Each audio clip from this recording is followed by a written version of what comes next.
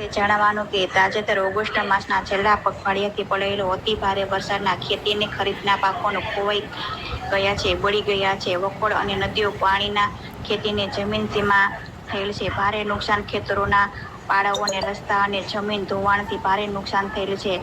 ગાય, ભેંસ જેવા પશુપાલન ના મોત થયા છે. ગ્રામ્ય વિસ્તાર અને શહેરી વિસ્તારના નીચાણ વિસ્તારવાળા અને પાણીના ભરાઈ જવાથી ઘર ભરીને ભારે નુકસાન થયેલા છે. આ અતિવૃષ્ટિના થયેલા નુકસાનની સહાય અને વળતર આપવા ઉપલેટા તાલુકાના ચોમાસાના માપદંડથી 2 ગણો વરસાદ થયેલો હોવાથી ઉપલેટાના તાલુકાના લીધે દુષ્કાળ જાહેર કરવા ખેડૂતોને માંગ સોમેરથી ઉઠી છે. ત્યારે ઉપલેટા તાલુકાના કોંગ્રેસના સમિતિ ઇન્ડિયાના ગઠબંધન પક્ષોનો માંગ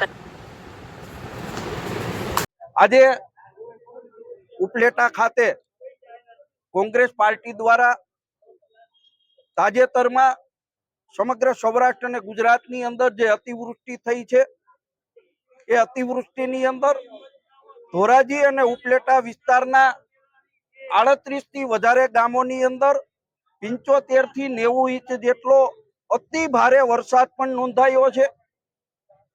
ખેડૂતોના ઊભા પાકો બળી ગયા છે.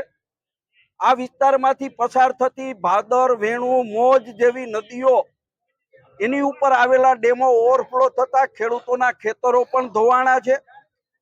તાત્કાલિક ધોરણે રેન્ડમલી સર્વે કરીને ધોરાજી અને ઉપલેટા વિસ્તારને લીલો દુષ્કાળગ્રસ્ત જાહેર કરી ખેડૂતોને સહાય ચૂકવવા માટેની માગણી સાથે આવેદન પત્ર આપવા માટે અમે સૌ આવ્યા છીએ.